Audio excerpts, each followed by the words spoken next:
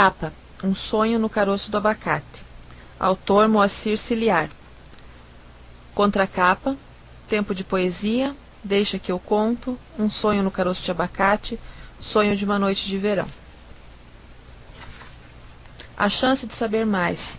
O mundo parece ser feito apenas de coisas que a gente vê nele, mas há outras que não vemos, embora existam. São as coisas que lemos. Elas estão escondidas no meio das letras. É preciso ler para que elas apareçam diretamente em nossas cabeças. Se não lemos, todas essas coisas que estão guardadas nos livros não aparecem para nós. Quem não lê só vê uma parte das coisas do mundo. Não consegue conhecer tudo. Muitas vezes, no meio de uma conversa, ouvimos falar de uma pessoa ou de uma história que o amigo conhece de leitura. Quem não leu ficou de fora. Por isso estamos distribuindo esses livros. Queremos que você conheça o que não está na sua frente, mas o que está dentro dos livros. Você vai poder viajar sem se levantar da cadeira, conhecer gente muito interessante sem precisar conviver com ela. Vai rir e até chorar com histórias de pessoas que só existem nos livros. Não jogue fora a chance de saber mais. Não fique de fora. Ministério da Educação. Apresentação. Sempre me perguntam se os meus livros são autobiográficos. E eu sempre respondo a mesma coisa. Todo escritor, quando começa, é autobiográfico. Com o tempo, ele acaba se libertando das suas lembranças pessoais e aprende a criar personagens que adquirem existência autônoma. Isso não quer dizer que a gente não se volte para o próprio passado em busca de inspiração. Vale a pena, sim, lembrar a nossa própria história quando há nela passagens que podem interessar a todos. Minha infância e minha juventude foram marcadas pela sombra do preconceito, de vários tipos de preconceito.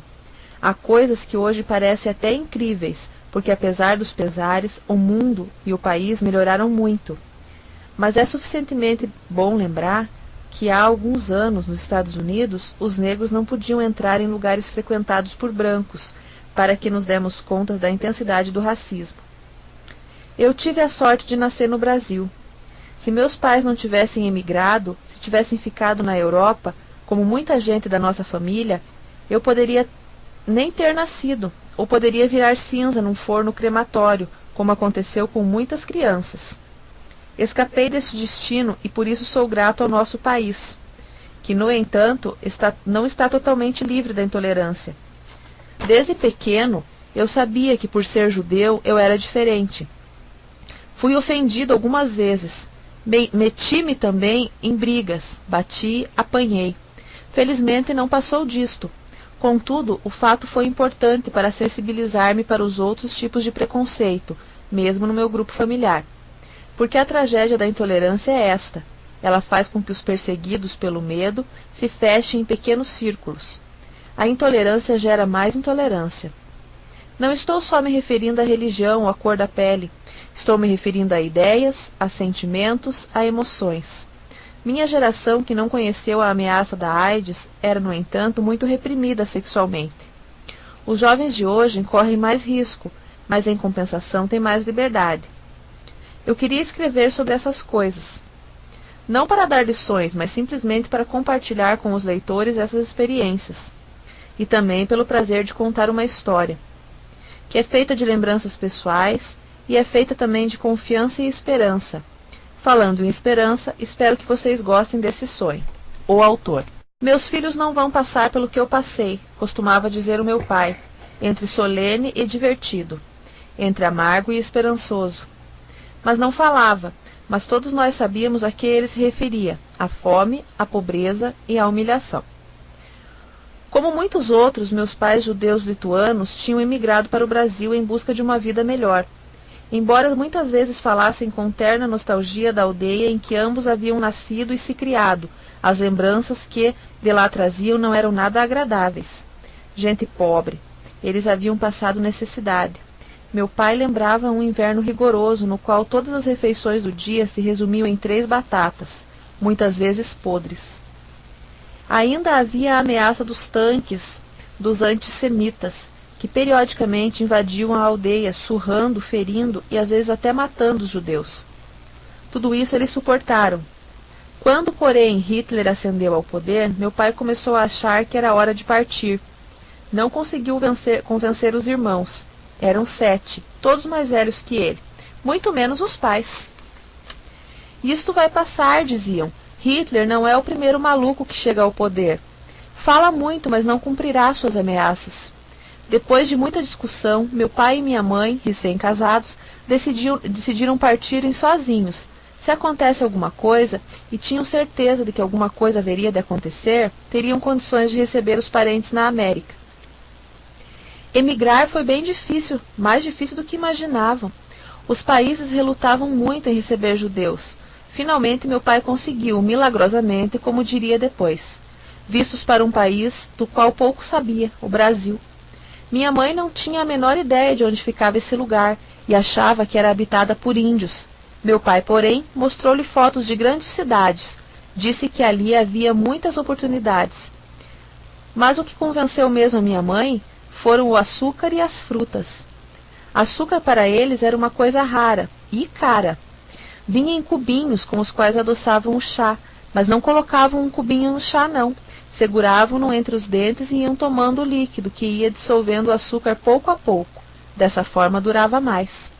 Quanto às frutas, minha mãe simplesmente adorava, mas eram ainda muito caras, mais caras do que o açúcar. De vez em quando, num dia de festa, compravam uma laranja.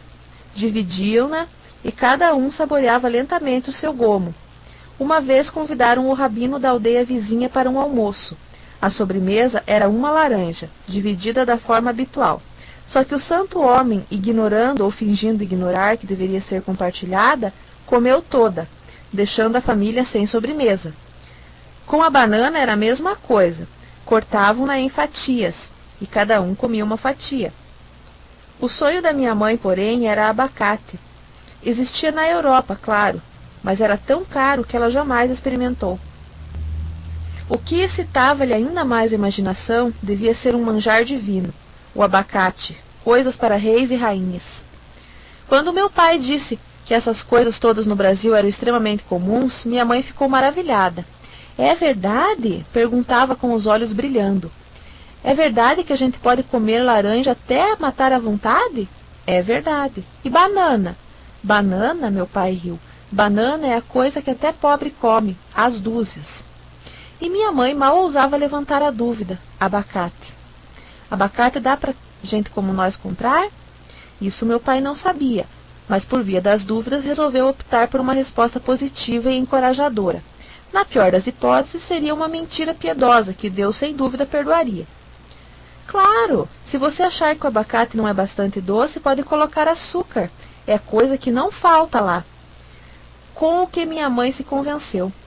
Saíram assim, por dizer, na última hora, em agosto de 1939, um mês depois que começava a Segunda Guerra. Tanto os familiares do meu pai como os da minha mãe morreram em campos de concentração. A viagem foi terrível. Eles viajavam no porão de um cargueiro, amontoados com dezenas de outros emigrantes.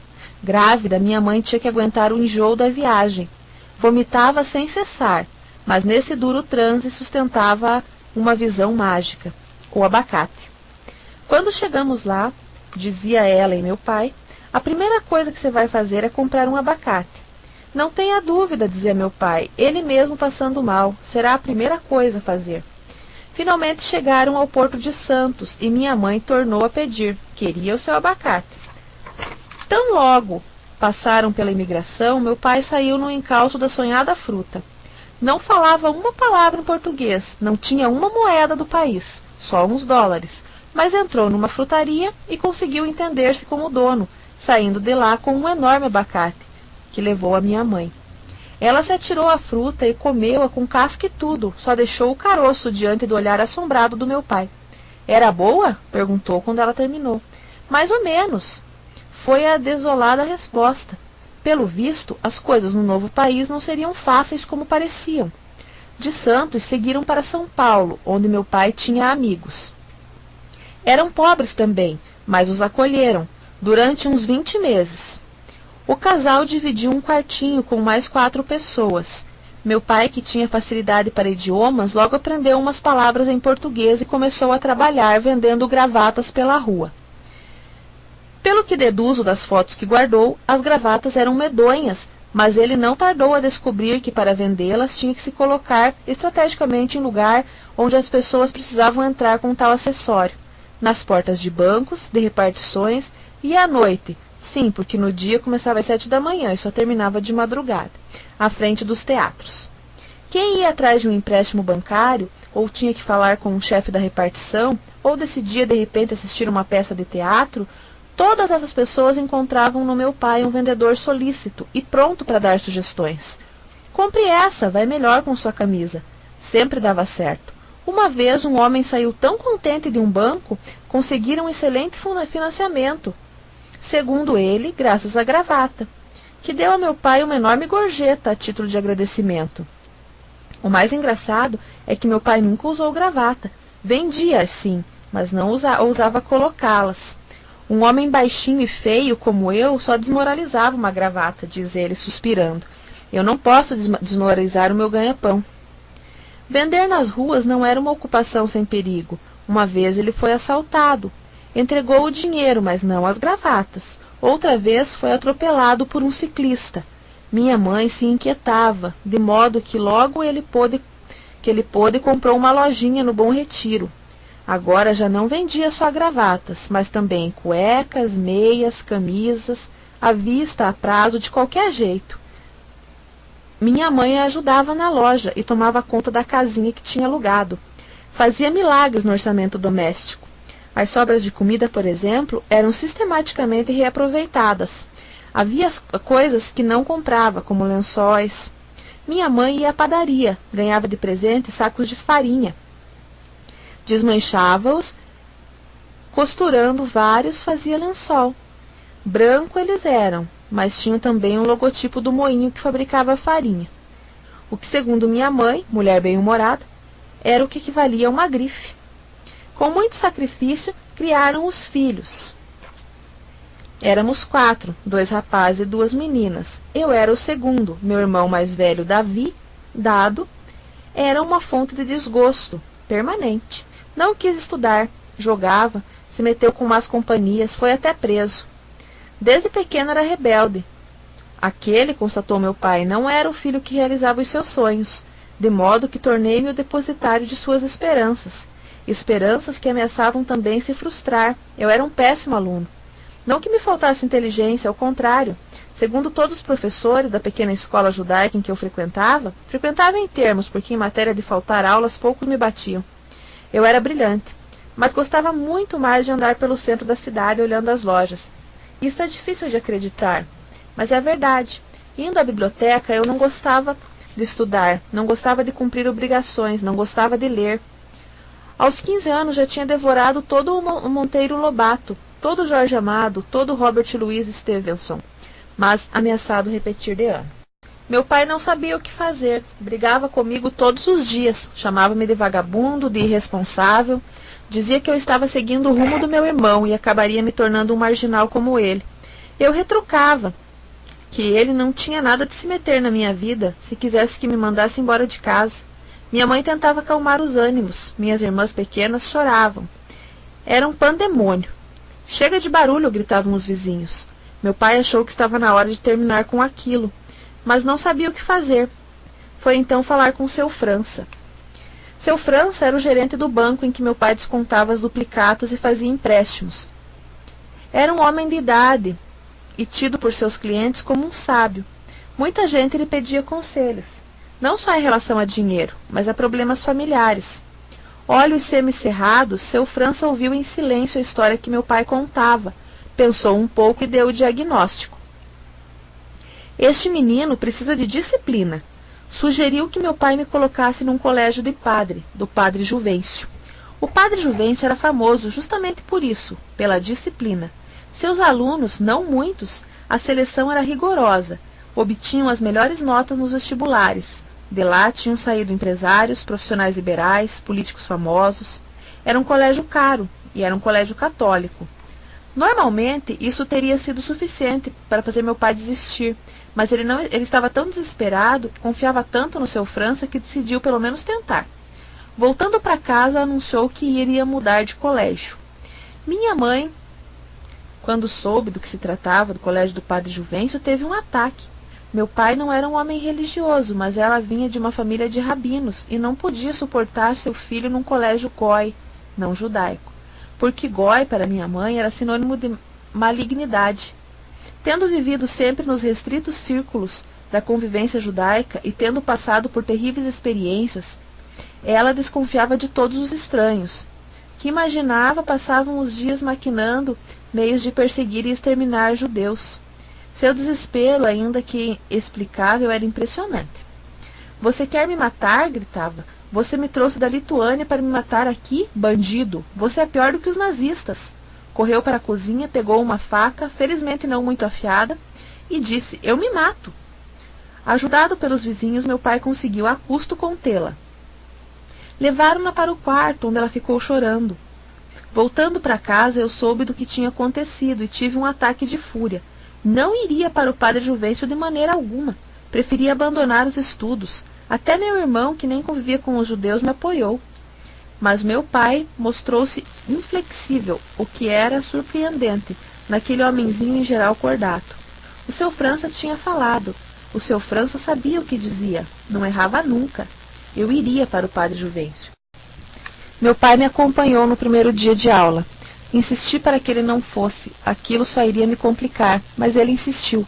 Provavelmente estava com sentimentos de culpa, e como todas as pessoas culpadas, queria fazer algo para se redimir. Fomos. O colégio do padre Juvencio, o Juva, como era conhecido entre os seus alunos, ficava em Higienópolis, entre antigas mansões. Colégio quase centenário, funcionava num prédio maciço, cinzento, reformado várias vezes, ficando feio a cada reforma. Entramos, passamos pelo grande pátio. Vários grupos de rapazes ali. O colégio era exclusivamente masculino. Todos nos olhando. Eu morria de vergonha. Foi um alívio chegar à secretaria, onde nos recebeu o padre Otero. Ele era o responsável por minha turma, a 71. De imediato gostei daquele homem baixinho, troncudo, energético, mas simpático. Senti que tinha nele um aliado e não me enganava. Tão logo meu pai se foi, ele se voltou para mim. Antes de você ir para a aula, tenho uma coisa para lhe dizer. Hesitou um instante e continuou. Não sei se você sabe, mas você é o primeiro israelita a cursar este colégio, desde que ele foi fundado. Isto vai lhe causar problemas. Aliás, discutimos muito na direção por causa de você. Alguns achavam que devíamos aconselhar você a procurar outra escola. Eu lutei para que você fosse aceito. Nova pausa. Olhou para a janela, de onde se via o pátio. Nossos alunos são todos filhos de classe alta, fazendeiros, industriais, a nobreza do país. Está na hora de a gente abrir o colégio. Foi o que disse na reunião da direção. Esses meninos só convivem entre si, não conhecem outras pessoas. Concordaram a contragosto, e acho que você terá problemas. Vão gozar com a sua cara, vão lhe hostilizar, talvez tentem até bater em você. Uma coisa eu lhe peço, aguente. Não só por você, é pelo colégio. É até por essa rapaziada, para que eles melhorem como pessoas. Você promete? Promete que vai ficar firme? Sem muita convicção, que diabo, além de dar duro nos estudos, ainda teria que enfrentar os nojentinhos. Prometi. Ele sorriu. Ótimo, agora vamos. Vou levar você até a aula. Quando chegamos lá, os alunos, havia uns 42 naquela turma, já estavam todos sentados assistindo a primeira aula, que era justamente religião. O padre Otero pediu licença para me apresentar. Este aqui é o novo colega de vocês, o Mardoqueu. Pois é, esse é o meu nome, Mardoqueu Stern. Agora vocês sabem por que não comecei a história dizendo meu nome. Meu nome é Mardoqueu, Cal Me Ismael. Diz Herman Melville, no começo de Moby Dick, mas Ismael é nome até aceitável perto do estranho Mardoqueu, que não nasceu por acaso. Meu pai queria homenagear a memória do meu avô, que se chamava Mardocai. Quando foi me registrar, o homem do cartório achou muito estranho e sugeriu que ele mudasse para um nome mais parecido com brasileiros. O resultado foi esse Mardoqueu. Em casa, abreviado para Mardo, mas na rua, as brincadeiras que tive que aguentar. Mardoqueu, pior do que o nome só o teu. Mardoqueu, nunca ganhou, só perdeu. Naquela manhã foi uma gargalhada só. Os caras me olhavam e se cutucavam. Mardoqueu? Isso é nome? O padre Otero optou por sorrir, mas era um sorriso amarelo. Ele tinha razão, a coisa ia ser difícil. Não só por causa da gozação. Gozação era o de menos. Bem ou mal eu podia aguentar, já estava acostumado. Mas o pior estava por vir, eu sabia. Afinal, tinha atrás de mim a experiência de séculos de perseguição e sofrimento, a qual se acrescentava a minha modesta contribuição. Vez por outra, no sábado de Aleluia, com certeza éramos perseguidos por bandos de garotos que vinham de outros bairros, não para malhar o Judas, mas para malhar nós. E malhavam bem. Numa dessas ocasiões fui parar no pronto-socorro com o braço quebrado. Estava claro que não riam só do nome. Estava claro que eles riam do judeuzinho. Mesmo sendo o primeiro dia de aula, todos sabiam, esses eficientes canais de comunicação que funcionam nos colégios, da novidade.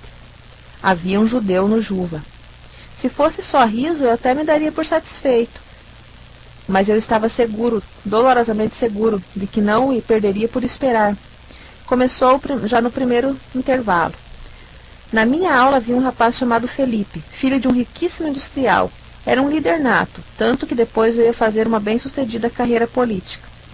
A seu redor havia sempre o cortejo de admiradores, prontos para obedecer suas ordens. Mandar era uma coisa que ele sabia fazer. Fulano, vá até o bar e me traga um refrigerante. Beltrano, você vai fazer trabalho de história para mim. Estávamos no pátio. Eu, tremendo, temendo sempre o pior. Mas refugiava-me num canto. De repente um garoto veio me chamar. O Felipe quer falar com você. Ele está ali, perto da árvore. A árvore era o lugar onde habitualmente ficava, rodeado da corte, dando ordens, submetendo seus comandos a pesados gracejos, que despertavam imediatas gargalhadas. Fui. Por quê? Na escola do Bom Retiro eu nunca obedeci ninguém, nem mesmo os professores, muito menos os professores. Mas ali no Juva, fora no meu território, eu me senti intimidado, desamparado, acovardado. Fui. O Felipe era um rapaz bonito, rosto de artista de cinema, cabelos ondeados, muito bem penteados, corpo de atleta, praticava vários esportes, era campeão juvenil de esgrima, baixinho, mais baixo até do que eu. Nunca fui alto, mas isso não se notava, tão aristocrático era o seu porte. Olhou-me de cima a embaixo, em silêncio. Finalmente sentenciou. Não queremos judeus nesse colégio. Você tem uma semana para desaparecer. Se não, fez um gesto significativo. Vamos te capar. Os amigos riram deliciados. Antes que eu pudesse dizer qualquer coisa, antes que alguém pudesse dizer qualquer coisa, a campainha soou. Voltamos para a aula. Mas não é preciso nem dizer que eu não consegui prestar atenção em mais nada. Para onde me voltasse, via olhares ameaçadores ou debochados, ou ambos. Quando finalmente as aulas terminaram, corri para casa. Normalmente o que eu faria? Entraria em casa como um tufão. Apontaria um dedo acusador para o meu pai, gritando, você é um idiota, você só arranja confusão. Ao invés, corri para o quarto, tranquei a porta, me atirei na cama e chorei. Chorei como há muito tempo não chorava. Meus pais, inquietos, batiam à porta. Abra, Mardo, abra! Achavam que eu estava doente, e num certo sentido estavam certos. Eu estava mesmo doente. Minha cabeça chamava-se medo. Minha doença chamava-se vergonha. Minha doença chamava-se raiva. Raiva, sim.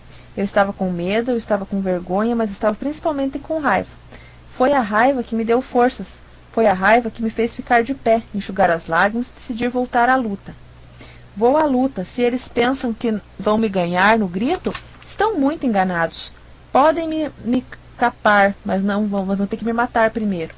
Respirei fundo, abri a porta. Meu pai e minha mãe estavam ali alarmados. O que aconteceu?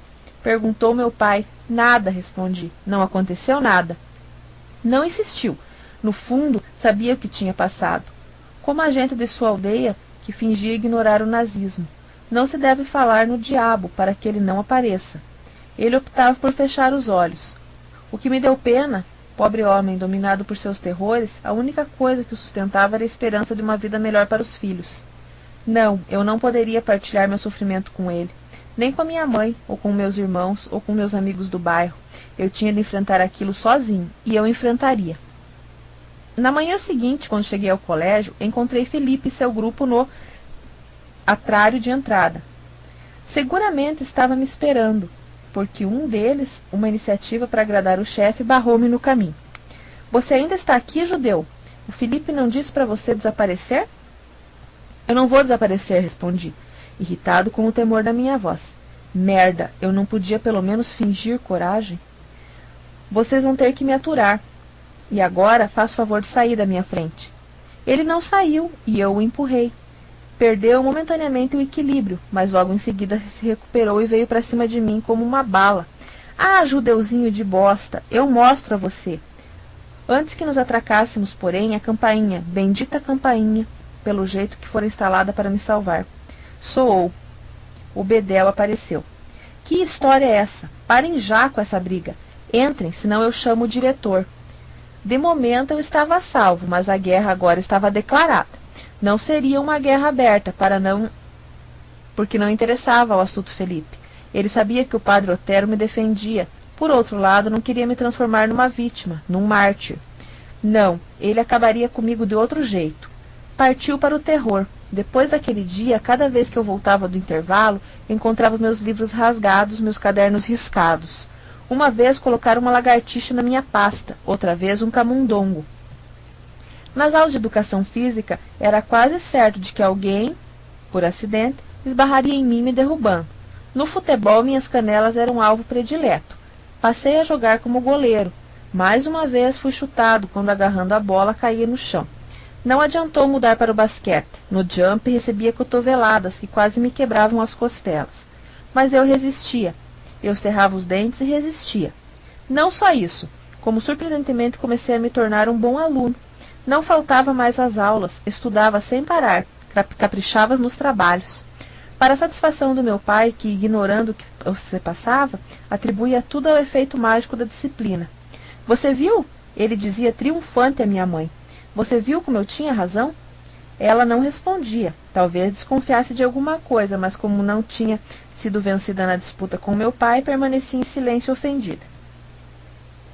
Enquanto isso, eu ia progredindo. Minhas notas eram melhores, os professores me elogiavam. Até mesmo o de religião. Eu sabia tudo sobre o Novo Testamento, o que deixava Felipe possesso. Sua fúria chegou ao auge com um concurso de desenho. Era uma tradição do Juva, uma homenagem ao padre Juvencio, que tinha sido excelente ilustrador de livros infantis. Todos os anos havia um concurso de desenho. Os melhores trabalhos eram expostos no Salão Nobre. O primeiro lugar ganhava um troféu. Desenhar era uma coisa que eu sabia fazer bem, e eu tinha muita vontade de ganhar o concurso. Seria uma humilhação para os meus inimigos. O tema me perturbava contudo. Cristo na cruz. Bem, mas o que eu queria? Jeová criando o mundo?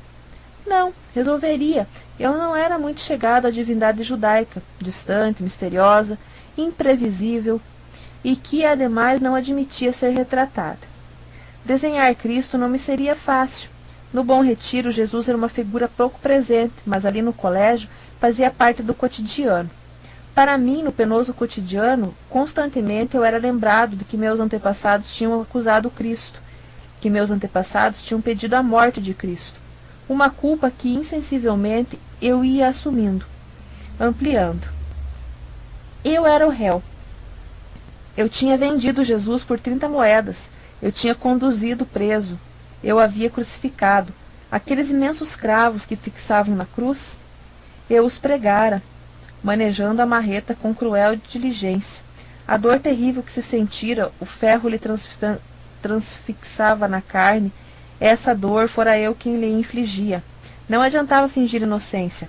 Cada vez que em aula se falava de morte de Cristo, os olhos acusadores voltavam-se para mim. Foi você, judeu mardo, foi você quem matou o divino mestre. Você queria se livrar dele porque preferia a usura à verdadeira fé. Forno crematório era pouco para os meus crimes. Eu tinha que queimar para sempre nas chamas do inferno, onde meu lugar estava reservado, o próprio diabo me esperando, impaciente. Como eu poderia desenhar o rosto de Cristo? Como poderia me atrever a tanto? O chão, sem dúvida, se abriria aos meus pés. O teto cairia sobre a minha cabeça. Eu brincava com isso, mas no fundo eu tinha medo. O milenar terror que herdava dos meus antepassados. Foi, contudo, a astúcia também milenar desses antepassados que me ajudou a resolver o dilema. Um dia em casa, olhando para o álbum da família, e não deve ter sido por acaso que eu fui procurar o tal álbum, ocorreu-me a solução. Eu desenharia Cristo, sim, mas usando como modelo uma foto do meu avô quando era jovem. A barba e o olhar melancólico tornavam-no muito parecido com Jesus. Trabalhei dias e noites, mas o resultado me deixou satisfeito. Cristo e meu avô. A síntese perfeita estava ali. Ganhei o concurso. O prêmio me foi entregue no Salão Nobre, lotado. O comparecimento era obrigatório. O diretor fez um pequeno discurso salientando a importância do evento. Depois me chamou, me apresentou como vencedor e entregou-me o prêmio. Era uma estatueta representando o padre Juvencio. Soaram alguns educados aplausos. O diretor perguntou se alguém queria fazer uso da palavra. Eu, disse o padre Otero, levantando-se. Foi até o microfone. Estava obviamente feliz com o resultado do concurso. Elogiou-me e disse que a minha premiação mostrava o quanto o colégio tinha avançado no caminho da tolerância e da compreensão. A mensagem de Cristo bradou. Não se dirige só aos cristãos, dirige-se a todos. Os alunos ouviam em silêncio. De repente avistei Felipe, sentado numa das primeiras filas. Ele me olhava fixo. A expressão do seu olhar me deu, confesso, um calafrio. Era ódio, ódio mortal de que vi em seus olhos. Estava terminada a fase de escaramuças. Agora ele faria qualquer coisa para se vingar do que considerava uma afronta pessoal. E eu não perdia por esperar. No dia seguinte, meu desenho tinha desaparecido da exposição do Salão Nobre. E em seu lugar havia um bilhete. Não fico num lugar onde judeus mandam, assinado Jesus Cristo. O padre Otero, decidido que aquilo era demais, a seu pedido os alunos foram reunidos no Salão Nobre. Muitos ali nem sabiam o que tinha se passado. Com a expressão alterada e a indignação transparecendo na voz, padre Otero disse que o colégio tinha sido o cenário, seus próprios termos, de um ato vil e covarde. Mostrou o bilhete e rasgou-o. Depois, apontando para o lugar onde até então estivera meu desenho, disse que as aulas seriam suspensas a partir do dia seguinte, se o trabalho não voltasse ao lugar. No dia seguinte, Cristo, o meu avô, estava ali, devidamente fixado. Felipe não era tolo. Brigar comigo era uma coisa, brigar com o colégio inteiro era outra. Havia muita gente que não gostava dele. Muitos bilhetes continuaram aparecendo, no quadro de aviso, na porta da sala de aula, até no banheiro. Nunca eram dirigidos contra mim. Tratava-se de trechos do Novo Testamento. Ai daquele que trai o filho do homem. Seria melhor para esse que não tivesse nascido. O que deixava o padre Otero desconcertado. Ele não poderia se manifestar contra uma passagem de Mateus, embora soubesse bem o que estava por trás daquilo. Felipe era realmente muito esperto. Os exames de meio de ano e depois as férias acabaram me dando uma trégua. Quando voltei às aulas, descobri que já não estava sozinho no papel de bode expiatório. Havia um garoto novo na aula. Chamava-se Carlos. Era negro e usava óculos. Como eu, Carlos fora admitido graças ao padre Otelo. O pai dele, consultor jurídico de uma grande estatal, tinha sido transferido de Salvador para São Paulo. Era um homem que ganhava bem e queria colocar o filho num bom colégio, mas encontrava dificuldades por razões óbvias. Chegara ao Juva sem muita esperança. Por acaso o padre Otero estava na secretaria no dia em que o doutor Antônio viera em busca de uma vaga. Na realidade não havia lugar para o garoto, mas mexendo daqui, mexendo dali, o padre deu um jeito. E lá estava o Carlos. A mim chamava a atenção não só o fato dele ser negro, como de usar óculos. Tínhamos um jogo na minha infância, colecionávamos finais de placa de automóvel. Começávamos pelo 1 e tínhamos que chegar até o 100. Um torneio de absoluta confiança. Valia a palavra do colecionador. Que, em contrapartida, tinha que aceitar uma estranha penalidade se avistasse um negro de óculos. Era obrigado a começar de novo. Por que um negro de óculos? Por que eram raros? Por que eram tão raros? Ora, porque eram pobres, porque não podiam, não liam. Mas disso eu só daria conta mais tarde. Quando Carlos entrou na aula, a única lembrança que me ocorreu foi a do jogo infantil. Mal podia imaginar que a curta visão do rapaz desempenharia um papel tão importante na minha vida. Como tinha feito comigo, o padre Otero veio apresentá-lo à turma. Nesse momento olhei para Felipe. Sua expressão agora não era de ódio, mas de frio desprezo. Viu-o murmurar qualquer coisa ao ouvido de um dos seus amigos. Não era difícil adivinhar o que tinha dito. Esse colégio está cada vez pior, até negros aceitam. Carlos não começava, portanto, sobre o melhor dos signos. outros problemas viriam juntar-se à, de início, surda aminosidade. Ele tinha dificuldades em acompanhar o puxado curso. O Colégio Salvador não lhe dera muita base. Sentava-se ao meu lado. Por acaso? Não tão por acaso. De modo que eu podia constatar seu esforço. Ele fazia para entender explicações dos professores. Era um menino magro, franzino, cuja expressão de permanente sofrimento antecipava sempre uma tragédia, que acabou acontecendo. Foi na prova de história. O professor era o padre Atanásio, conhecido como ralador. Exigia que soubéssemos de minúsculos detalhes, datas de todas as batalhas, nomes completos de todos os personagens. A prova constava de 50 perguntas dificílimas. Estávamos ali, quebrando a cabeça, quando de repente levantou-se o Pedro, conhecido como Pedro Cacete, porque cada 3 palavras que usava, uma era cacete. A minha bicicleta é o cacete, conheci a menina do cacete, e apontou para Carlos. Padre Atanásio, olha ali o cara colando.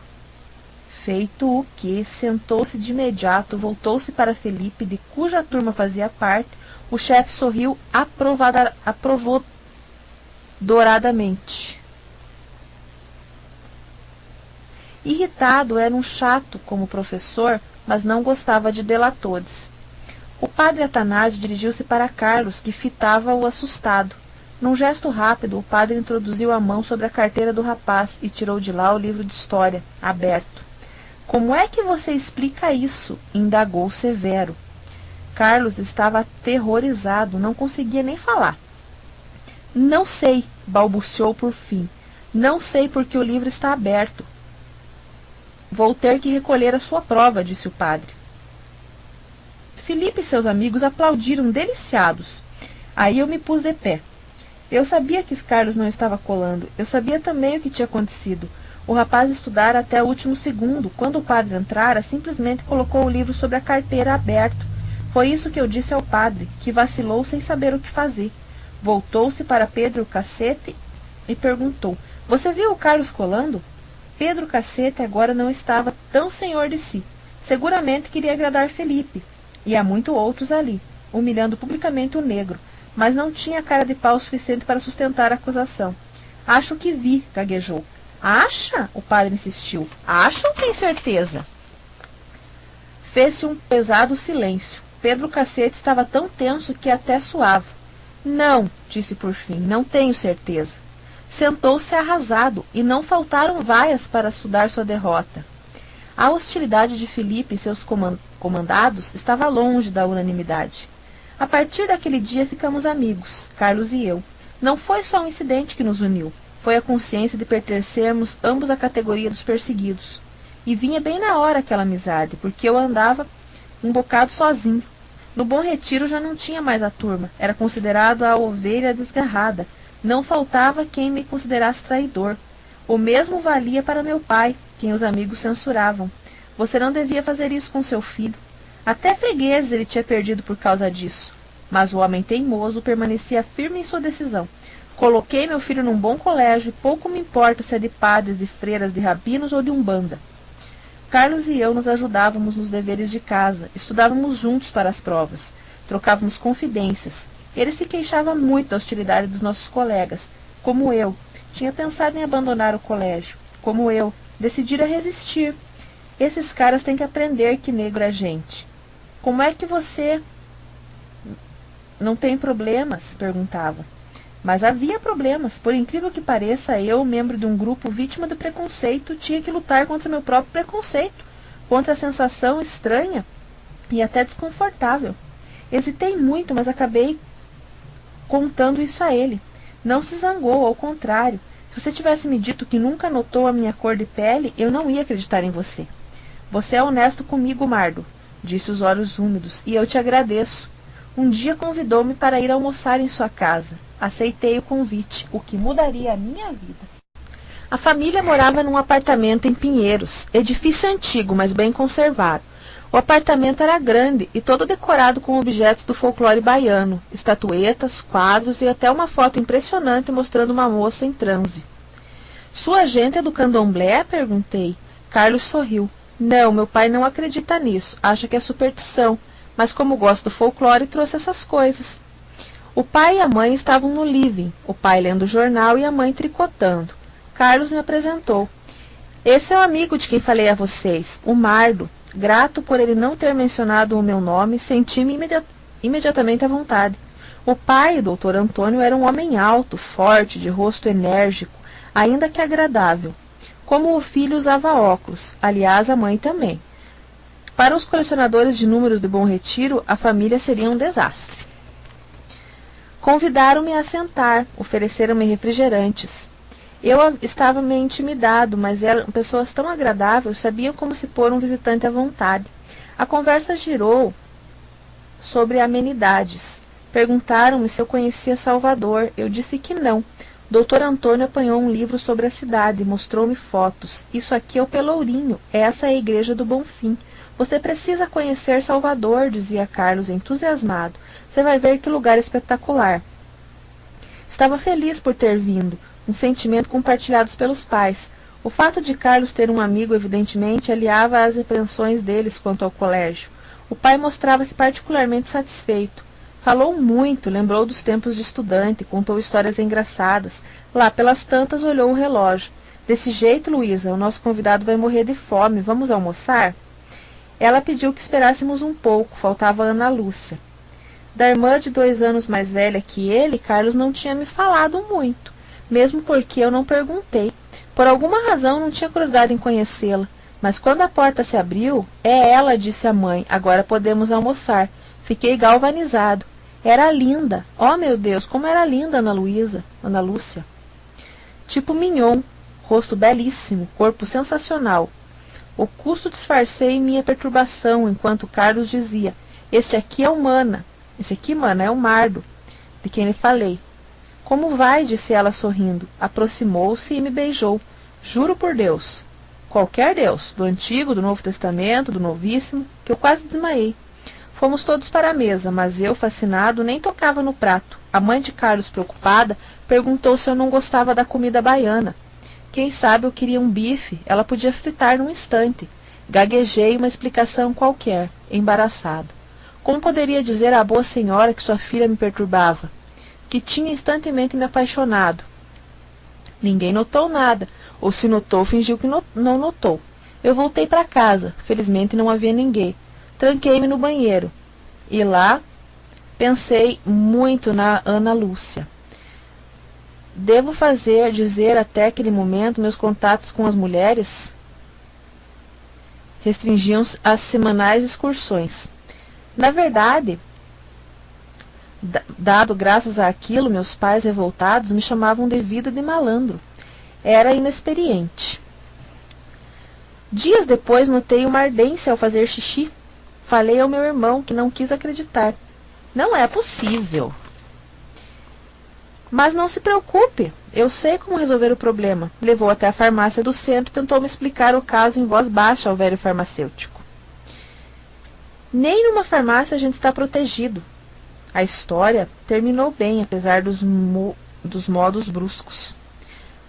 O antibiótico que nos vendeu me curou rapidamente. Contudo, que eu estava traumatizado, não traumatizado, eu estava decepcionado. Contudo, depois de um certo tempo, aquela rotina já não me satisfazia. Eu queria me apaixonar, eu queria ir, sim, com a mulher dos meus sonhos. E quem era a mulher dos meus sonhos? Bom, não tinha aparecido. Não faltavam garotos no Bom Retiro. Várias me lançavam olhares significativos. Feio eu não era. Agora, porém, eu estava apaixonado, irremediavelmente apaixonado. Terminando o almoço, ficamos todos sentados no living. Dr. Antônio despediu-se e estava na hora de voltar para o escritório. A mãe foi descansar e ficamos ali os 3 conversando. Conversando é modo de dizer, só o Carlos falava. Ana Lúcia era quieta, sorria apenas, ouvindo as engraçadas histórias do irmão. Seu sorriso, Deus, iluminava a sala. Simplesmente não podia tirar os olhos dela. O que é que vai fazer sábado à noite? Perguntou Carlos quando levantei-me para ir embora. Eu não tinha programa algum, mas mesmo que tivesse, renunciaria a qualquer coisa, se fosse para sair com Ana Lúcia. E era. A gente vai ao cinema, quer ir junto? Claro que eu quero. Então, ela se levantou e disse que teria que ir para o colégio. Beijou-me de novo e se foi. Quando voltei para casa naquele dia, ia saltando e cantando pelas ruas, as pessoas me olhando como se eu estivesse maluco. E estava, maluco de paixão. Minha mãe estranhou, quis saber por que eu estava tão contente. Para ela, o estado natural do ser humano era sofrimento. Sofria desde que acordava de manhã até o momento que ia dormir. Dormir, modo de dizer, ela nunca dormia. Dormiu bem, mamãe? Nada, não dormi nada. Não preguei o olho a noite inteira. Sofria durante a semana e no fim de semana. Sofria no inverno, sofria no verão. A imagem que eu tinha dela na minha infância é essa. Pano amarrado na cabeça, se queixando de enxaqueca. Mas varrendo a casa ou lavando o prato. Sofria, mas não se entregava. Eu não podia dizer à minha mãe que estava apaixonado. Paixão era uma experiência desconhecida para ela. Sabia do que se tratava, claro. Via na novela, na TV, todos os dias. Mas era um ritual sagrado. E derramava abundantes lágrimas. Tinha bem clara a diferença entre novela e vida real. Galãs e mocinhas apaixonados só na TV. O cotidiano de pratos a lavar, o chão a varrer. Se eu falasse o que estava sentindo, da emoção que me invadia, ela me julgava doente e me levaria ao doutor, que escutava com paciência as queixas das mães do Bom Retiro. Com meu pai a mesma coisa. Ele e minha mãe se amavam, mas à maneira deles. Não podiam passar um sem o outro, mas jamais dariam vazão às suas emoções. Quanto ao meu irmão, imediatamente perguntaria, olhos brilhando, sorriso safado. Foi para minha irmã de 6 anos, Ruth, que eu contei o que se passava. Estou apaixonado.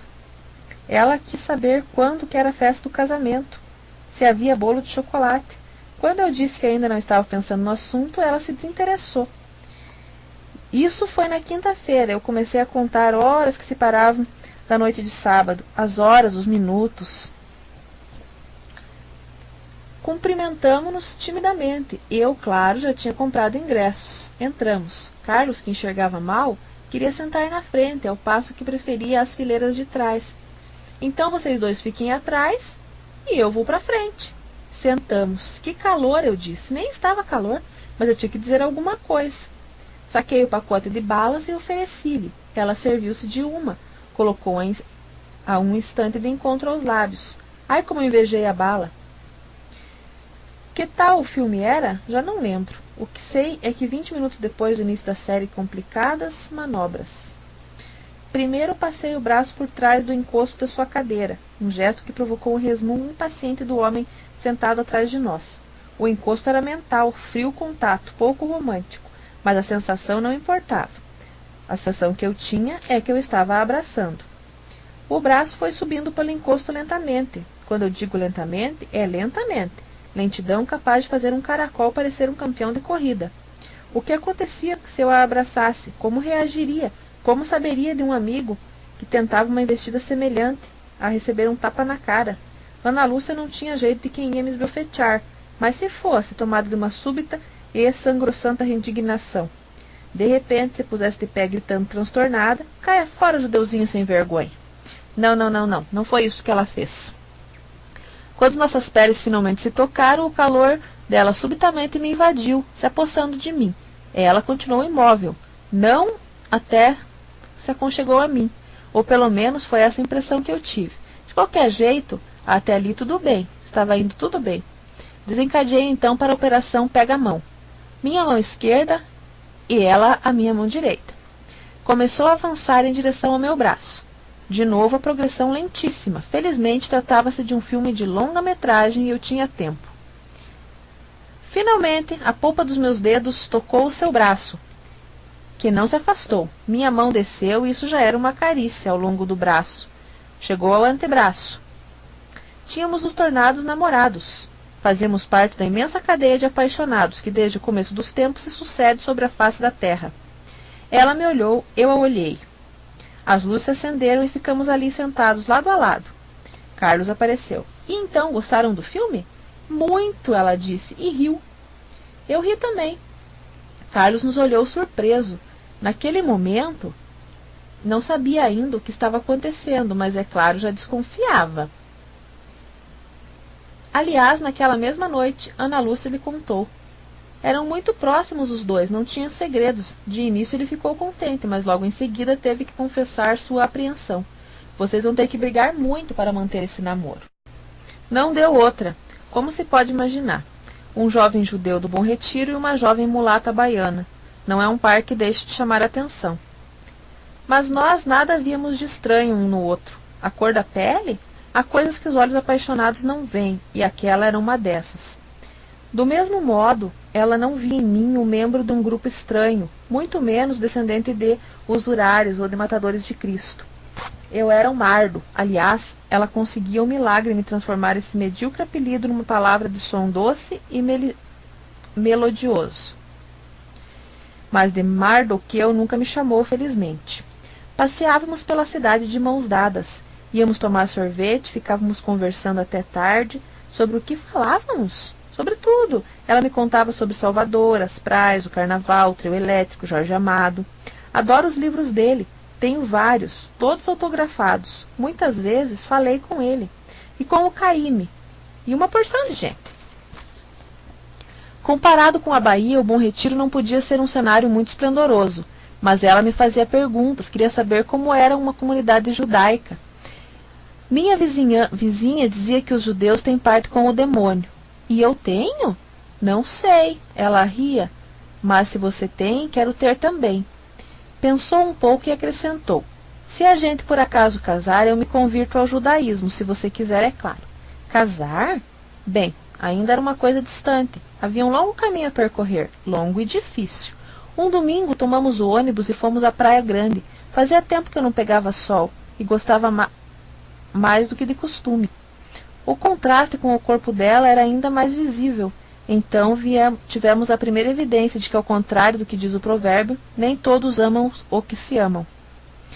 Estávamos caminhando na praia quando um homem que estava sentado à areia conversando com os amigos levantou-se e veio ao nosso encontro. Estava bêbado.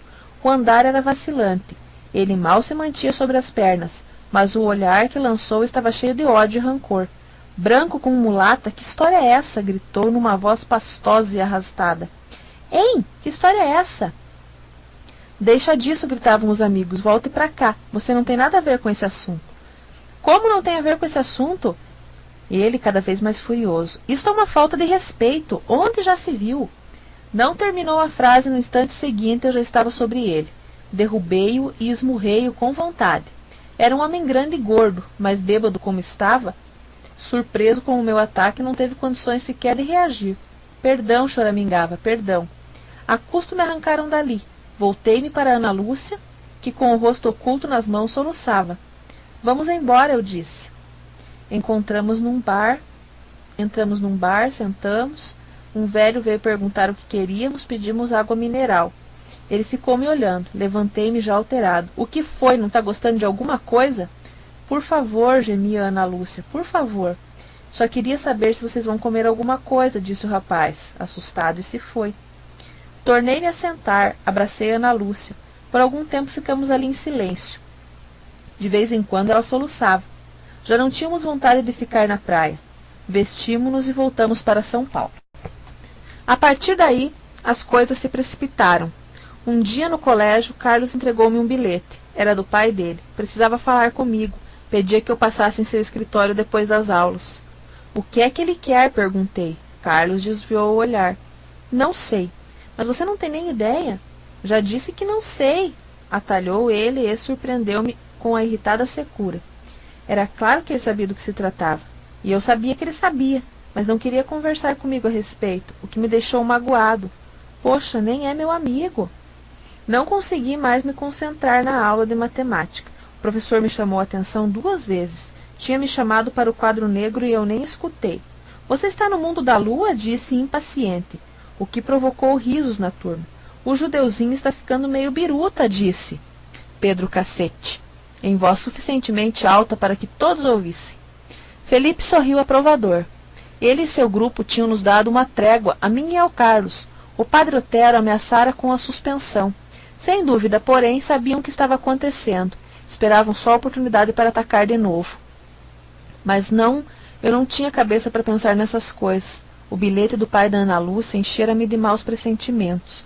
Mal terminaram as aulas, corri para o centro. O escritório ficava situado no último andar de um elegante prédio. Na recepção, uma secretária me atendeu, comunicou-se pelo interfone com o Dr. Antônio. Ele veio até a porta e me recebeu cordialmente, mas sem efusão. Fez-me entrar em sua sala, grande e bem decorada. Mandou-se que eu sentasse. Fiquei ali, vendo-o dar as ordens pelo telefone. Sem dúvida era importante ele. Quando finalmente terminou, chamou a secretária e disse que não queria ser interrompido. Voltou-se para mim. Venha, vamos sentar aqui no sofá. Perguntou-me sobre os estudos, disse que estava muito satisfeito pelo fato de Carlos e eu trabalharmos juntos. Eu também estudava com um colega. Isso desde o primário. Era mais que um amigo, era o meu irmão. Hesitou um instante. Era judeu como você. Fiquei surpreso. Judeus de Salvador? Riu. A sua gente anda por toda parte, você não sabia? A propósito, tinha chegado o momento. Ele estava visivelmente embaraçado. Quanto a mim, agoniado. É o termo que descreve melhor a minha ansiedade. Mas o Dr. Antônio era um homem de ir direto ao assunto. E direto ao assunto ele foi. Escute, Mardo. Sei que você e Ana Luísa estão namorando. Antes de mais nada, quero deixar uma coisa bem clara. Eu gosto de você. Diria que gosto muito de você. Como um filho. É, como um filho. Fico contente com os meus filhos, que eles sejam amigos. Agora, essa história de namoro, agarrou-me pelo braço, me olhou bem nos olhos. Acredite, isso não vai dar certo. Eu não duvido dos sentimentos de vocês, mas sou mais velho e tenho experiência de vida. Aos olhos de todos, você será sempre um branco e ela uma mulata. E vocês vão sofrer muito por causa disso. Há muito preconceito nesse país, Mardo. Não parece, mas é verdade. Você sabe disso. A Ana Lúcia me contou o que aconteceu na praia. Pois bem, isso é brincadeira perto do que vocês ainda vão enfrentar. As piadinhas de mau gosto, as ofensas, o isolamento. Meu conselho é que vocês terminem o namoro, antes que se transforme numa coisa séria. Vocês são jovens ainda, logo esquecerão. Não me queira mal pelo que estou dizendo. É para seu bem e para o bem dela. Calou-se por algum tempo, o silêncio reinou na sala. Um silêncio incômodo, opressivo. O que é que você me diz? O que é que eu poderia dizer? Muito bem, doutor Antônio. Estou de acordo? Vou terminar o namoro? Não. Eu amava Ana Lúcia e não deixaria por nada do mundo. Nem precisei dar essa resposta. Ele adivinhou, suspirou, sorriu. Está bem, de qualquer modo estaremos do lado de vocês. Levantou-se, me levantei também. Estendeu-me a mão, que eu apertei com força. Sem dizer mais nada, eu fui embora. Foi penoso o encontro, mas pior ainda estava por vir. Cheguei em casa no fim da tarde. Meu pai estava ali, o que me surpreendeu. Ele costumava vir da loja bem mais tarde, e minha mãe também. Os dois sentados na sala de visitas, os dois com cara de fúnebre, o que não antecipava nada de bom. Onde estão as meninas? Perguntei, em parte porque queria saber. Aquelas horas, elas também estavam por ali brincando ou vendo TV, e em parte para romper o silêncio tumular. Estão na vizinha, foi seca a resposta do meu pai. Não adianta indagar por meu irmão, há 3 dias não dava caras. Sente, disse meu pai, mal conseguindo disfarçar o tremor da voz. Vou tomar banho. Depois você toma banho. Agora sente, queremos falar com você. Sentei. Imaginei que iam me perguntar que história era aquela de andar com uma mulata, se eu não tinha juízo e etc. Mas não diziam nada. Não se olhavam entre si, não me olhavam. Era uma coisa surrealista. Se eu estivesse vendo aquela cena num filme, certamente pensaria em comédia. Mas não era filme. Infelizmente não era filme. O tempo passava. O silêncio era só quebrado pelo ruído dos carros que passavam na rua e pelo tic-tac do grande relógio de pêndulo. Uma das primeiras coisas que eles tinham comprado no Brasil e que, por alguma obscura razão, era tão considerado símbolo de status. Finalmente minha mãe falou. Sua voz tremia ainda mais que a do meu pai. Os meus pais morreram num campo de concentração, ela disse. Meus pais, minhas irmãs, todos morreram num campo de concentração. Pausa. Muitos morreram em campos de concentração, continuou ela. Muitos foram queimados nas fogueiras da Inquisição. Outros foram perseguidos, humilhados. De novo se calou. Mexi-me na cadeira inquieto. Escute, mamãe, quem sabe a gente... Ela pôs-se de pé, completamente fora de si. Os goi nos perseguem. Os goi nos atacam. Os goi não nos deixam em paz. Ó Deus, fazia tempo que ela não falava nisso, nos inimigos que havia em toda parte, os goi. E agora voltou-se lentamente para mim. O meu filho, o meu próprio filho, carne da minha carne, sangue do meu sangue, quer abandonar sua gente e juntar-se aos goi. Ergueu os olhos para o teto. Mas por que, meu Deus? O que fiz para merecer esse castigo? Eu não fui por acaso uma boa mãe? Não cuidei desse filho? Não lhe dei de comer? Não passei noites em claro junto à cama dele quando estava com pneumonia e o doutor disse que ele precisava de muita atenção? Hein, Jesus? Eu não fiz tudo o que uma boa mãe deve fazer? Responda a Deus. Se eu errei, diga onde que eu errei. Sem levar muita fé naquela tentativa de comunicação com altas esferas, o meu pai correu para ela. Por favor, Ida. Ela repeliu-o, furiosa. Por favor, nada, não me toque você. Você pensa que é inocente? É isso que você pensa. Que você não tem nada a ver com o que está acontecendo? Riu teatral. Ele pensa que me engana. Ele vem com seus por favor, Ida. Pensa que me engana. Quem é que colocou o rapaz no colégio de Góes? Hein? Quem foi que fez isso? Fui eu? Responda, fui eu? Ida, meu pai não sabia o que fazer. Não. Ela saboreando o amargo triunfo. Eu não fiz isso. Podem me acusar de qualquer crime, menos desse. Eu queria que meu filho cursasse a escola judaica aqui no Bom Retiro. Queria que ele aprendesse nossa religião e nossas tradições. Muito bem. Ele não era um bom aluno, ele era indisciplinado, mas e daí? Por causa disso, precisava tirar dele a escola, uma boa escola, e colocar naquela juba, sei lá? Precisava tirá-lo nos braços do Gusgoin? Ah, mas é esperto esse daí. Muito esperto. Tão esperto que ficou milionário. É dono de uma cadeia de loja, vocês sabiam? Ah, não é dono de uma cadeia de lojas? De que ele é dono, então? De uma lojinha? Ou de uma lojinha do Bom Retiro? Ah, mas de certo é porque foi muito mal dos negócios. O que fazia antes? Vendia gravatas? Não pode ser. Esse gênio, essa inteligência gloriosa. Deteve-se ofegante por um longo e em seguida continuou. Bom, então ele vendia gravatas. Não é qualquer um que pode vender gravatas, vocês sabiam? É preciso ter uma inteligência especial para isso. Foi com essa mesma inteligência que ele escolheu o colégio para o filho. Escolheu como quem escolhe uma gravata. Essa eu não gosto muito. Essa me parece melhor. Foi assim que chegou ao Buba, o Juba, nunca me lembro desse maldito nome. Mas você sabe o que seu França, meu pai, tentava desesperadamente salvar-se da avalanche de críticas. Ah, o seu França, é verdade. Como é que eu esqueci do seu França? Ah, sim, o seu França disse que o Mardo tinha que ir para o Buba, Juba, sei lá o quê. O seu França disse, mas espera um pouco, quem é o seu França mesmo? Um grande professor, um sábio como o rei Salomão? Não, mas o que ele é então? Um gerente de banco? Ouvi bem, um gerente de banco, não estou enganada. Deve ser dono do banco. Não é o dono, é o gerente mesmo. E o que o gerente do banco entende de colégio, que pode me dizer? O que o gerente entende de colégio? A essa altura, até eu já estava nervoso com aquela gritaria. Mamãe, pare com isso, os vizinhos vão pensar que você enlouqueceu.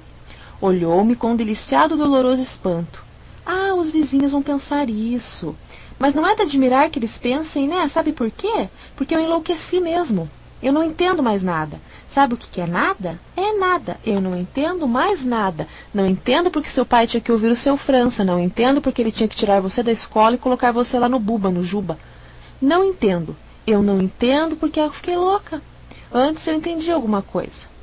Eu entendi alguma coisa da vida. Afinal, foi um pouco que aprendi a custo e muito sofrimento. Eu aprendi a valorizar o judaísmo. O judaísmo representa alguma coisa para você? Representa. Se não para você, pelo menos para os nazistas. Eles mataram milhões por causa do judaísmo. Eles queriam matar a mim, a seu pai, por causa do judaísmo. Então eu queria conversar esse judaísmo. Mas seu pai, essa grande inteligência, pensava diferente. Achava que você precisa de disciplina. Por isso mudou para um colégio caro, um colégio de Goin. E só pode dar no que deu. Você tem professores Goin, amigos Goin, até uma namorada Goin. Chegamos ao ponto. Todo mundo já veio me contar. Viram você na praia com ela, viram você na rua com ela. Todos, não esquecendo de mencionar o detalhe. Ela é mulata. Mulata, oh meu Deus. Deixou-se cair numa poltrona soluçando. Ajoelhei-me diante dela. Mamãe, pelo amor de Deus. Ergueu a cabeça como se tivesse sido atacada por uma serpente. Deus? Não fale em Deus. Você não é digno de falar em Deus. Você renegou o nosso Deus. Oh, meu Deus, uma mulata. Já não bastava ser Goin, tinha que ser mulata? Olhou-nos. Já sei. Deve estar achando que eu sou racista. Pois eu não sou racista, fique sabendo. Não sou racista. Adoro a Teresa, gosto de conversar com ela, considero-a amiga, irmã. Teresa era a moça da farmácia, uma mulata risonha que aplicava injeções à nossa família. Em matéria de medicamentos, minha mãe só confiava em injetáveis, e em matéria de injeções, só na Teresa. Agora, ela lá e eu aqui. Aliás, é a própria Teresa que diz: a gente deve conhecer o nosso lugar. Isso é o que diz a Teresa, uma moça simples. Ela não é o seu França, nem a maravilha de inteligência que é o meu marido. Ela levou a mão ao peito. Oh, meu Deus, estou me sentindo mal. Como estou me sentindo mal?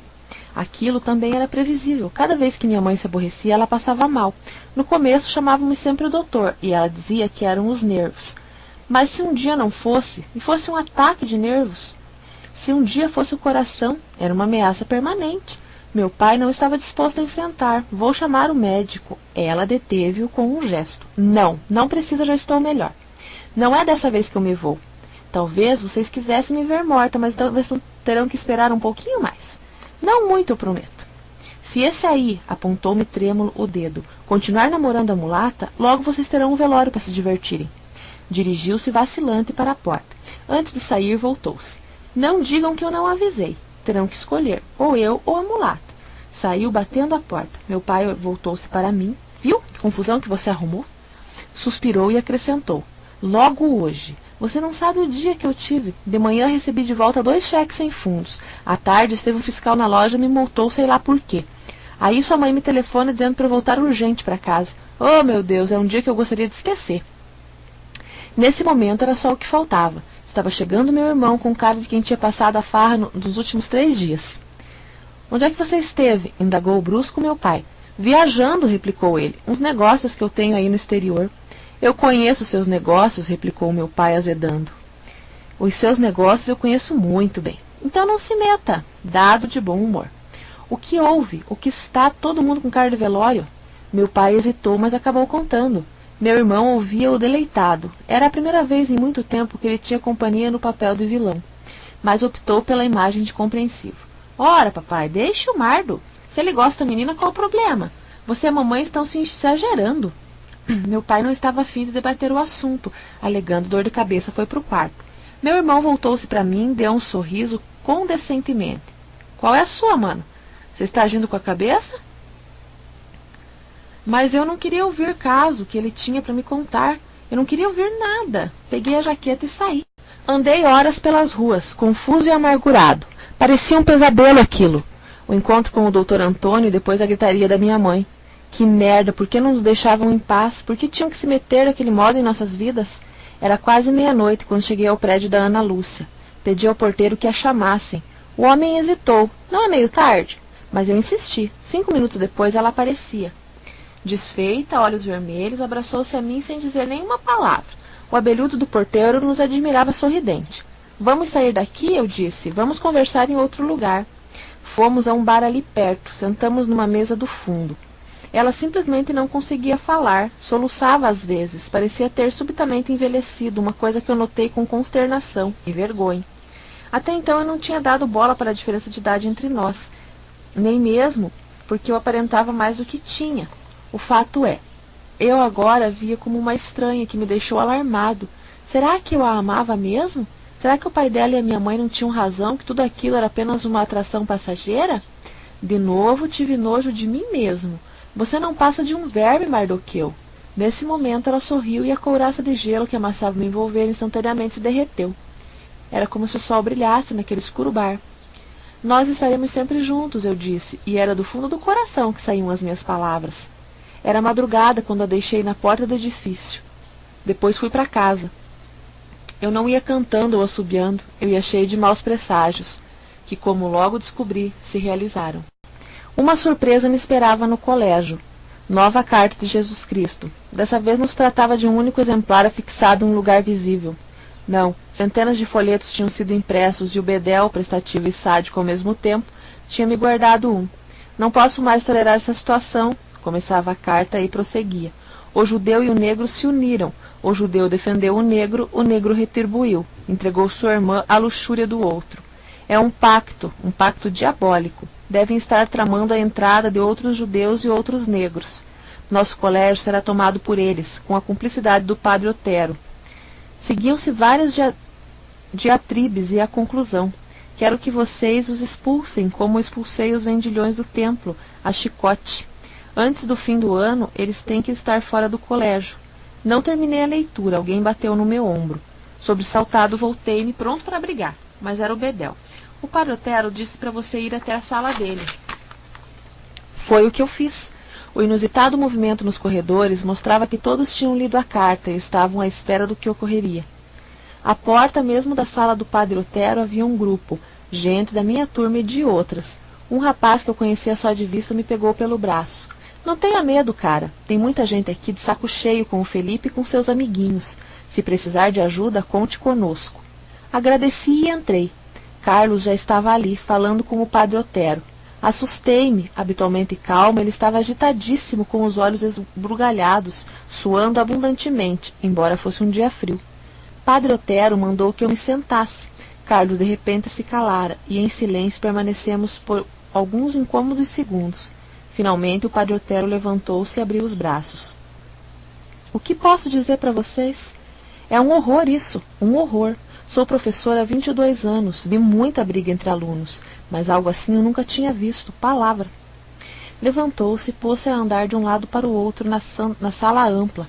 Parou, voltou-se para nós. Volto a dizer, não percam a calma, nós vamos tomar providências. Sabem quem fez isso? Claro, vamos obter provas. Aí chamaremos os pais. Estamos preparados para expulsar meia dúzia se for o caso. Mas, por favor, não reajam, não briguem. Ignorem. Nós vamos brigar por vocês. Olhou o relógio. Agora vá para a aula. No intervalo, não saiam. Eles tentarão provocar vocês para criar uma situação qualquer. Não saiam. A campainha soou. Ele nos segurou por um instante e depois disse que podíamos ir. Seguimos pelo corredor em silêncio. Eu tinha tanta coisa para contar para o Carlos. Queria falar sobre o encontro com o pai dele, a explosão da minha mãe. Precisava ouvir a opinião de um amigo, mas não havia a menor condição para isso.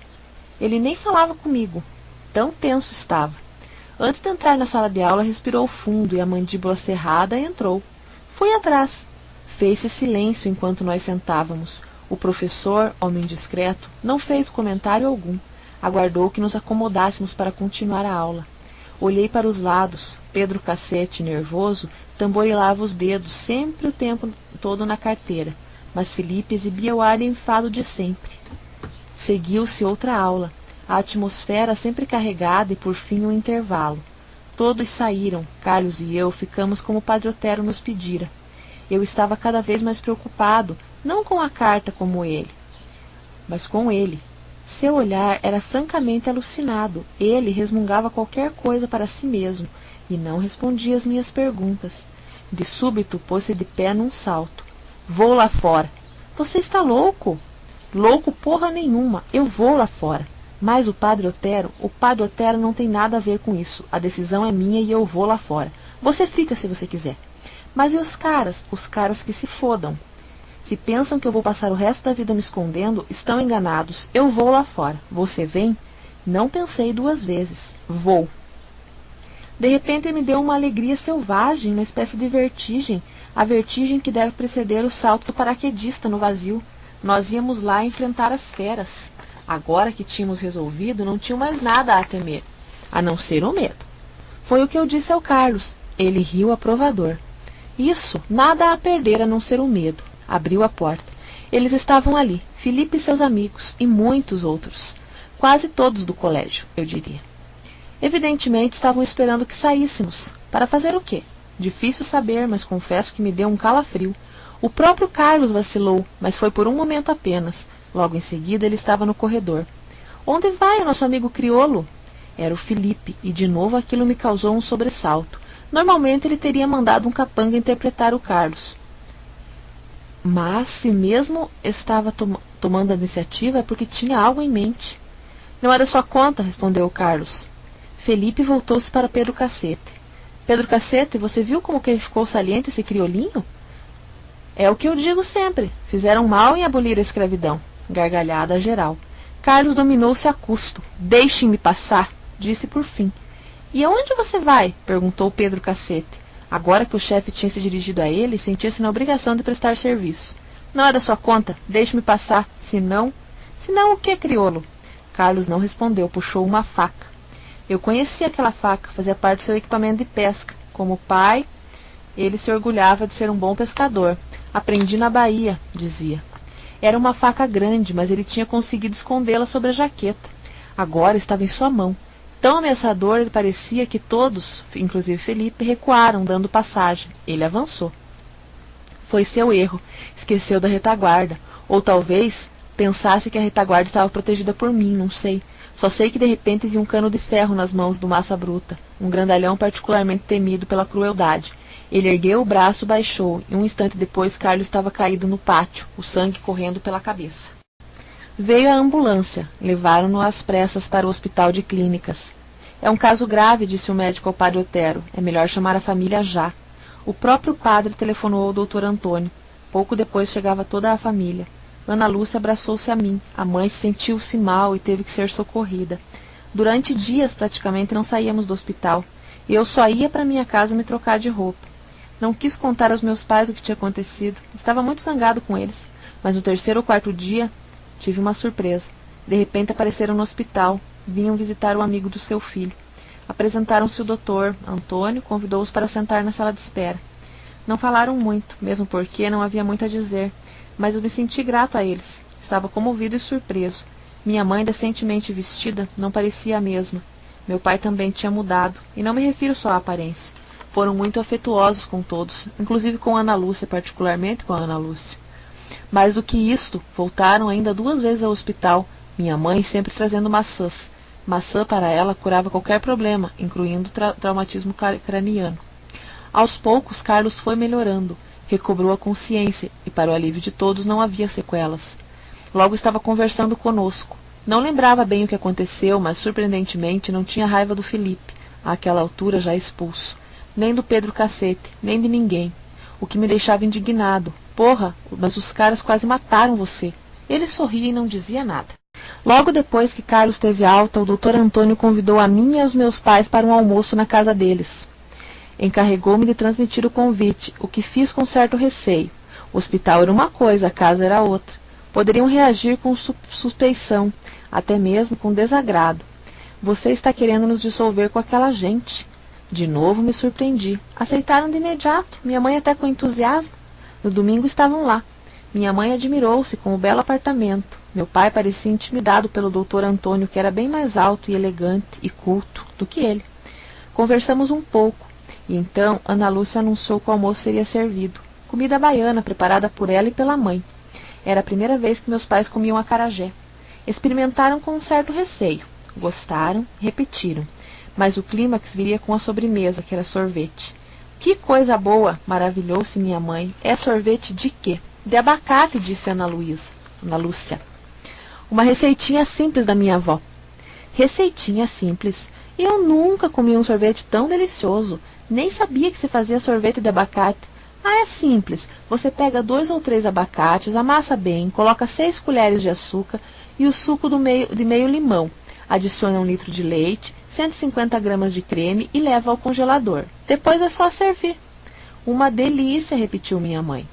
Uma delícia. Vou querer essa receita. Estava encantada e eu também. Era só uma das poucas amigas que mamãe aceitava a receita.